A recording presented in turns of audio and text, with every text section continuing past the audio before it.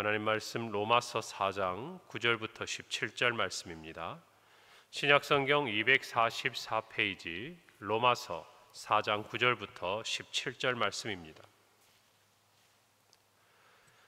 제가 봉독하고 마지막 17절 함께 봉독하겠습니다. 그런즉 이 복이 할례자에게냐 혹은 무할례자에게도냐 무릇 우리가 말하기를 아브라함에게는 그 믿음이 의로 여겨졌다 하노라. 그런즉 그것이 어떻게 여겨졌느냐 할례시냐 무할례시냐 할례시가 아니요 무할례시니라. 그가 할례 표를 받은 것은 무할례시에 믿음으로 된 의를 인친 것이니 이는 무할례자로서 믿는 모든 자의 조상이 되어 그들도 의로 여기심을 얻게 하려 하심이라. 또한 할례자의 조상이 되었나니 곧 할례 받을 자에게뿐 아니라 우리 조상 아브라함이 이 무할례시에 가졌던 믿음의 자치를 따르는 자들에게도 그러하니라. 아브라함이나 그 후손에게 세상의 상속자가 되리라고 하신 언약은 율법으로 말미암은 것이 아니요 오직 믿음의 의로 말미암은 것이니라. 만일 이 율법에 속한 자들이 상속자이면 믿음은 헛것이 되고 약속은 파기되었느니라.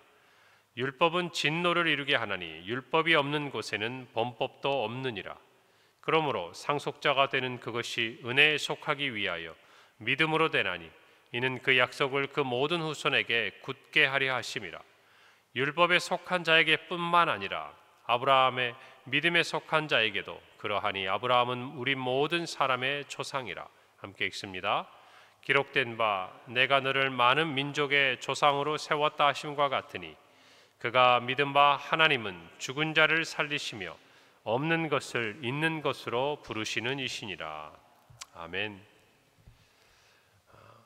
로마서 4장에 우리는 하나님께서 행위가 아니라 믿음으로 의롭게 되게 하신다는 이 바울의 주장에 대해서 함께 살펴보고 있습니다. 특별히 오늘 9절에서 이 복이 할례자에게 또는 무할례자에게도냐라고 바울은 질문합니다. 이 복이 무엇입니까? 앞선 7절과 8절에 기록하고 있죠. 불법이 사함을 받고 죄가 가려짐을 받은 사람들은 복이 있다. 또한 8절에 보면 주께서 그 죄를 인정하지 아니하실 사람은 복이 있다. 다시 말하면 행함으로는 의롭게 될 수 없다라는 바울의 이 말, 그리고 또 믿음으로만 의롭게 된다는 이 말씀에 대해서 그것이 복이라고 말하고 있는 것이죠. 그렇다면 이 복이 누구에게 해당되는 것이냐? 할례자에게냐? 아니면 할례받지 않은 무할례자에게도 다 포함되는 복이냐라는 것에 대해서 바울이 이야기하고 있습니다. 아브라함은 유대인의 조상입니다. 그러므로 사실 무할례자인 이방인은 하나님께서 주시는 믿음으로 의롭게 되는 이 복에서 제외될 수 있지 않는가라는 이 이야기가 유대인들에게 끊임없이 제기되었습니다. 그들이 아브라함의 조상으로서 선민이라는 의식을 가지고 있었다는 것을 우리는 잘 알고 있습니다. 그래서 바울은 행위에 관계없이 믿음으로 주어지는 하나님의 복이 유대인들의 주장처럼 할례자인 유대인에게만 주어지는 것인가, 아니면 믿음 안에 있는 이방인들에게도 동등하게 주어지는 것인가, 이 문제를 해결하기 위해서 바울이 이와 같은 질문을 하고 있는 것이죠. 이 로마서를 받아보는 이 로마 교회에 있는 많은 사람들은 대부분은 이방인들이에요. 그리고 거기에는 유대인들도 있었습니다. 바울은 이방인과 유대인을 구별하거나 또는 할례자와 무할례자를 구분하기 위한 것이 아닙니다. 그들 모두가 공통적으로 의롭게 되기 위해서는 행위로는 되지 않는다는 것이 오직 믿음으로 된다는 것입니다. 그리고 또 하나, 이 하나님께서 주시는 복은 모든 사람에게 미치는 복이다라는 것을 이야기하기 위해서 오늘 이 질문을 던지고 있는 것이죠. 할례는 율법과 더불어서 유대인들이 자신들이 하나님의 선민이라고 주장하는 가장 중요한 부분이었어요. 바울은 비록 할례가 유대인들에게 중요시 되고 있지만 하나님께서 죄인들에게 베푸시는 칭의에 있어서는 할례가 아닌 믿음이 중요하다라는 것을 이야기하기 위해서 이 할례 논쟁에 대해서 이야기하고 있는 것입니다. 그러면서 바울이 주장하는 게 있어요. 10절에 보니까 그런즉 그것이 어떻게 여겨졌느냐, 할례시냐 무할례시냐. 할례시가 아니요 무할례시다라고 이야기합니다.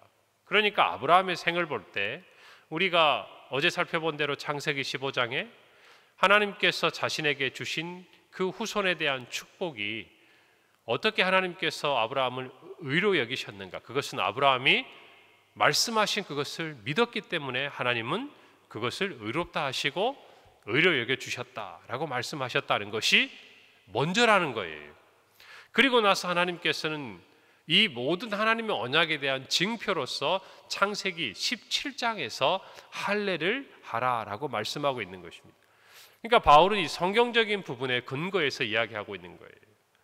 아브라함이 하나님에게 의로 여겨지는 이 모든 부분은 창세기 15장에서 믿었기 때문이고 그것은 할례보다 앞서 있다라는 것입니다. 이게 무슨 말이겠어요? 할례를 받았기 때문에 아브라함이 의롭게 된 것이 아니고 아브라함이 믿었기 때문에 하나님이 의롭다 하시고 그에 대한 징표로서 하나님의 자녀고 백성이라는 그 징표로 할례를 요구하셨기 때문에 유대인들이 말하는 것처럼 할례를 받았기 때문에 그들이 하나님이 주시는 이 복을 누린다는 것은 성경에 근거하고 아브라함의 생애를 놓고 보아도 맞지 않는다라는 것을 주장하고 있는 것이죠. 아브라함이 할례를 받은 것은 그가 99세 되었던 이삭을 낳기 1년 전쯤입니다. 창세기 17장에 나와 있죠. 그런데 우리가 아는 대로 창세기 15장에서 아브라함은 하나님의 언약을 믿고 믿음으로 의롭게 되었다라고 기록되고 있기 때문에 분명히 이것이 성경 안에 있는 근거라는 것이죠. 사도행전 15장에 보면 이런 말씀이 있어요. 어떤 사람이 유대로부터 내려와서 형제들을 가르치되 너희가 모세의 법대로 할례를 받지 아니하면 능히 구원을 받지 못하리라. 복음이 전파되고 난 이후에 이방인들이 예수 그리스도를 영접했습니다. 그런데 그 중에서 유대로부터 내려간 이 그리스도인들 중에서도 형제들에게 대해서 뭐라고 가르치는가? 할례를 받지 않으면 구원을 받지 못한다. 이것이 바로 초대 교회에 있어서 특별히 바울이 이 전도 여행을 다녔던 이 초대 복음이 전파되는 때에 유대인들, 믿음 안에 있는 유대인들조차도 이 할례 문제에 대해서는 성경 안에 있는 가르침에서 벗어나 있었다는 것을 바울이 분명히 말하고 있는 것이에요. 여러분, 그래서 초기에 교회 시대, 초대 교회 때에도 그들은 똑같이 예수님을 믿으면서도 베드로는 이방인들과 함께 식사하다가 유대인, 즉 할례자들이 들어오자 그들이 주장하는 그와 같은 일들에 있어서 불편함이 될까 봐 그 자리에서 물러간 것을 바울이 아주 맹렬하게 비난하는 것을 성경에서 우리는 살펴볼 수가 있는 것이죠. 그래서 이 당시에 이런 잘못된 복음에 대한 인식들에 대해서, 특별히 할례에 대한 인식에 대해서 바울이 성경적인 근거를 제시하고 있는 것입니다. 오늘 11절 12절에 볼까요? 그가 할례의 표를 받은 것은 무할례 시의 믿음으로 된 의를 인친 것이다. 중요한 거예요. 무할례 시의 믿음으로 됐다라는 것이에요. 그것을 인친 것이 바로 할례라는 것입니다. 그래서 아브라함은 유대인들이 주장하는 처럼 할례자들의 조상뿐만 아니라 무할례자로서 믿는 모든 자의 조상도 된다라는 것이에요. 그래서 그들 또한 의로 여기심을 받을 수 있다라는 것이죠. 즉 다시 말하면 무할례자이지만 이방인들이지만 할례를 받지 않았지만 그들이 만약 예수 그리스도를 믿는다고 한다면 아브라함은 그 믿음의 조상이 된다라는 것을 바울이 이야기하고 있는 것이, 그것이 성경의 근거라는 것이죠. 12절에 보면 거기서 그치는 것이 아니라 또한 할례자의 조상이 되어서 할례 받을 자에게뿐 아니라 아브라함이 무할례 시에 가졌던 믿음의 자취를 따르는 자들에게도 그러하다. 결국 이 11절 12절에 보면 바울은 할례자이든 무할례자이든 구별하거나 구분하지 않아요. 복음의 원리, 구원의 원리, 하나님께 의롭다함을 받는 이 원리는 분명하다라는 것입니다. 그것은 믿음으로 된다는 것이에요. 믿음으로 말미암아 의롭게 되는 것 외에 다른 어떠한 것도 없다라는 것이에요. 불가능하다라는 것이에요. 할례를 받았다고 해서 인간이 어떤 행위를 했다고 해서 너희가 의롭게 되는 것이 결코 아니라는 것입니다. 오늘 저와 여러분의 믿음에서도 마찬가지예요. 우리는 오직 한 가지 사실을 믿습니다. 예수 그리스도를 믿음으로 말미암아 구원을 얻습니다. 맞습니까? 여기에 우리가 행하는 어떤 행위들, 예배를 드리거나 봉사를 하거나 전도를 하거나 하는 이 모든 것은 우리가 하나님을 믿음으로 말미암아 하나님의 자녀가 됨으로써 우리의 삶에 감사로 드러나는 모습이라는 것이, 하나님의 자녀와 하나님의 백성이 되어서 하나님이 기뻐하시는 일을 따르고 싶은 성령 안에 있는 사람들의 삶에 너무나도 지극히 자연스러운 모습이라는 것이, 그렇기 때문에 이것을 가지고 내가 하나님 앞에 의롭게 된다거나 이것 때문에 내가 구원을 받았다고 주장하는 모든 것들, 행위와 우리의 공로를 주장하는 것들은 성경에서 어긋나 있다는 것입니다. 이것을 저와 여러분이 분명히 아셔야 돼요. 언젠가 제가 한번 그런 말씀을 드렸을 겁니다. 제가 예전에 전도폭발 훈련 담당을 했을 때 이제 훈련생들이 들어옵니다. 그러면 몇 가지 이렇게 성경의 질문에 답을 하게 합니다. 그 중에 첫 번째가 그거죠. 만약 당신이 오늘 밤 이 세상을 떠난다면 천국에 갈 수 있습니까? 대부분의 사람들은 네 라고 대답을 합니다. 왜냐하면 거기 들어오는 대부분의 사람들은 성경이나 모든 부분에 훈련을 받은 사람들이었어요. 두 번째 질문입니다. 만약 하나님께서 천국 문 앞에서 내가 왜 너를 나의 천국에 들여보내야 된다고 생각하니? 라고 물어본다면 당신은 뭐라고 대답하시겠습니까? 그럼 뭐라고 대답하시겠어요? 우리의 답은 하나입니다. 예수 그리스도를 나의 구주로 믿기 때문입니다. 이것이면 충분합니다. 그런데 간혹 또 여러 사람들이 이렇게 기록해요. 예수 그리스도를 믿고 예수님의 뜻대로 살려고 노력했기 때문입니다. 예수님을 믿고 하나님의 말씀대로 순종하며 살았기 때문입니다. 예수님을 믿고, 맞아요. 그런데 질문에 대한 답은 딱 하나입니다. 다른 것은 사족이에요. 필요치 않은 것들이에요. 다른 거예요. 예수님을 믿음으로 말미암아 우리는 구원을 받을 은혜를 입은 거예요. 그리고 하나님의 말씀을 따라 사는 것, 또 내가 하나님의 뜻대로 살려고 애쓰고 힘쓴 그 모든 것들은 우리가 구원을 받은 어떤 자격과는 전혀 상관이 없는 거예요. 여러분, 이것을 저와 여러분이 알아야 돼요. 값없이 받은 은혜이기 때문에 그 은혜에 감사해서 우리가 행하는 모든 것도 그것이 우리의 공로가 될 수가 없는 거예요. 원인 자체가 무효다 그 말입니다. 하나님의 은혜가 아니면 우리가 그 위에 행하는 모든 것들은 의미가 없는 것들이에요. 저와 여러분이 그것을 마음속으로 가져야 돼요. 그런데 신앙이 어떻습니까? 올해 한 해 두 해 쌓여가다 보면 나와 하나님의 많은 이야기들이 생겨납니다. 주님께서 나에게 주신 은혜도 있는데요, 그것은 금방 까먹어버려요. 무엇은 우리가 잘 안 까먹냐? 내가 주를 위해 이것도 하고 이것도 하고 이것도 하고 이것도 한 거는요, 사람들이 잘 안 잊어요. 그리고 내 마음속에 나도 모르게 처음에는 오로지 은혜였는데 나중에는 내가 가지고 있는 공로가 새록새록 생각이 난다 그 말입니다. 유대인들도 마찬가지죠. 그거 포기하기 싫은 거예요. 은혜면 충분한 거예요. 할례자든 무할례자든 이제 예수 그리스도가 이 땅에 오셔서 다른 이름으로 구원을 얻을 만한 이름을 하나님이 주신 것이 없어요. 오직 예수님만이 길이요 진리요 생명이에요. 그런데 거기다 뭘 하나 더 하고 싶어요. 그래도 내가 누구보다는, 내가 다른 사람보다는, 유대인들 입장에서는 그래도 우리가 이방인보다는 하나님 더 낫잖아요. 할례도 받았고 우리의 조상 때부터 하나님을 섬겼고 고생도 많이 했고. 아니라는 거예요. 저와 여러분이 얻은 이 구원은요, 오직 하나님의 은혜에서 시작된 믿음으로 말미암아 얻어진 거라는 거예요. 여러분, 이것을 절대 흔들리지 마세요. 흔들리지 마세요. 여러분, 종교개혁이 일어나게 된 가장 중요한 원리가 여기에서 있었어요. 왜 그들은 정말 사람들에게 연보를 하게 하고 정말 그 헌금교회 동전이 땡그랑 떨어지는 그 소리를 듣고 사람들의 영혼이 천국으로 옮겨간다는 이런 말도 안 되는 일을 하겠습니다. 그건 뭐냐면 사람들 스스로가 무엇인가 자기 걸 더 하고 싶은 거예요. 그리고 그래야 안심이 되는 거예요. 내가 자격이 있다고 생각하니까. 그러나 그것은 오히려 복음에서 벗어나는 것입니다. 저와 여러분, 은혜로 시작한 우리의 믿음이요 구원입니다. 할렐루야. 그러면 은혜로 마무리가 돼야 돼요. 다른 걸로 바꾸려고 그러면 안 돼요. 거기에서 우리의 모든 문제가 시작되는 거예요.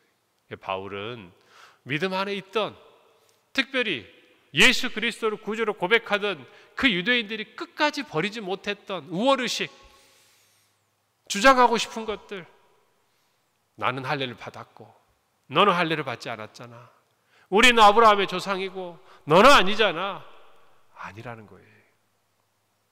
오늘 이것을 분명히 우리가 마음으로 또 믿음으로 새겨야 할 줄로 믿습니다. 그래서 13절 이 말씀에 아브라함이나 그 후손에게 세상의 상속자가 되라고 하신 하나님의 그 언약은 분명히 이야기해요. 율법으로 말미암은 것이 아니요 오직 무엇으로? 믿음의 의로 말미암은 것이다. 바울은 다시 한번 이야기하고 있는 것입니다. 그래서 그 복음이 오늘 저와 여러분에게 왔어요. 여러분, 그래서 우리는 서자들이 아니에요. 모든 하나님의 동일한 자녀들이에요. 할렐루야. 그 부분들을 분명히 우리가 성경 안에서 깨달아야 합니다. 여러분, 유대인 중에 유대인, 히브리인 중에 히브리인, 바리새인이었던 이 사도 바울의 모습을 보면요, 그에게는 이 할례나 무할례가 크게 의미가 없었어요. 디모데에게는 할례를 받게 했습니다. 결코 하나님이 주신 율법의 이전 표징들을 그가 무시하거나 가볍게 여기지는 않았어요. 그러나 또한 반대로 할례를 믿음보다 더 중요하게 생각하는 사람들 앞에 디도에게는요, 할례를 행하지 않았어요. 여러분, 이게 무슨 의미가 되겠습니까? 바울에게는 유대인이든 헬라인이든 이방인이든 그 어떤 사람이든 하나님의 구원의 약속, 그리고 하나님의 자녀가 되는 일은 분명히 한 가지, 믿음에서 시작되고 믿음으로 마무리된다는 확신이 있었던 거예요. 오늘 저와 여러분도 그것들을 갖기를 바랍니다. 여러분, 세상에 이단이나 사입이 잘못된 복음을 전하는 사람들이요, 거짓된 복음이죠. 무엇부터 시작한 줄 아십니까? 우리가 믿고 있는 확신부터 흔들어요. 질문을 던져요. 그 질문 속에 듣다 보면 우리는 그냥 믿고 있었던 건데 과연 그런가? 흔들리기 시작합니다. 여러분, 거기서부터 신앙의 균열이 시작되는 거예요. 여러분, 복음은요, 진리잖아요. 단순해요. 복잡하지 않아요. 하나님은 꽁꽁 싸매어 놓고 무엇인가 지적으로 능력이 있는 그 당시의 영지주의자들처럼 무엇인가 남들이 모르는 비밀을 아는 사람들이 그것을 발견해서 깨달아서 예수를 믿도록 한 게 아니에요. 배움이 있던 사람이든 부족한 사람이든 많이 가진 사람이든 가난한 사람이든 어린 아이들이든 오랜 세월을 사신 노인이든 그 어떤 사람이라도 듣고 믿으면 구원에 이르는 너무나도 명확하고 단순하고 분명한 진리를 우리에게 남겨주셨어요. 그래서 여러분, 복음이라는 것은 믿으면 믿을수록 단순해지는 거예요. 복잡해지는 게 아니에요. 그런데 공로를 내세우면 어떻게 될까요? 믿을수록 복잡해져요.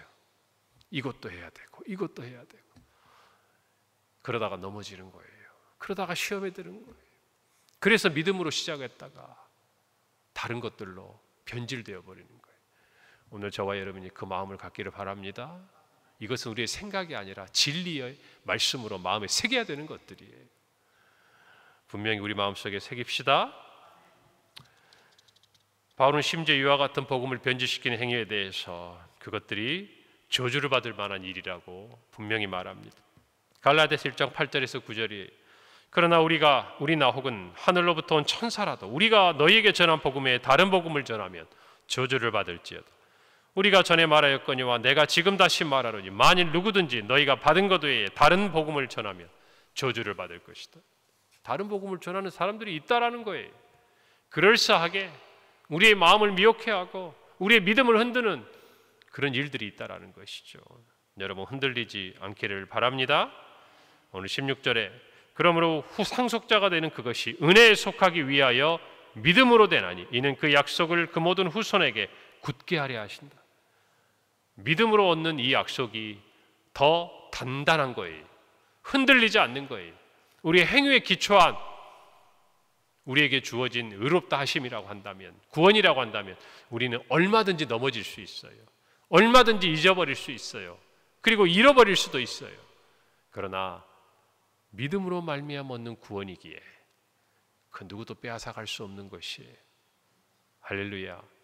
이것을 우리가 마음에 새기고 오늘 또 믿음으로 하나님의 자녀로 살아가는 저와 여러분의 하루가 되기를 바랍니다. 기도하겠습니다. 하나님 은혜를 감사합니다. 할례자이든 무할례자이든 믿음의 의로 하나님의 이 구원의 은혜 그리고 칭의의 복을 받게 하신 것을 감사합니다. 아버지 하나님, 믿음으로 시작하여 행위로 마치는 어리석은 자들이 되지 않게 하시고 우리에게 주신 이 은혜로 참으로 우리의 모든 구원을 간직하고 전하는 우리 모든 평강의 성도들 되게 하옵소서. 그 어떤 잘못된, 거짓된, 미혹해하는 자들의 말로 흔들리지 아니하고 반석 위에 굳게 서서 이 믿음대로 살아가고 전하게 하옵소서. 예수님의 이름으로 기도합니다. 아멘.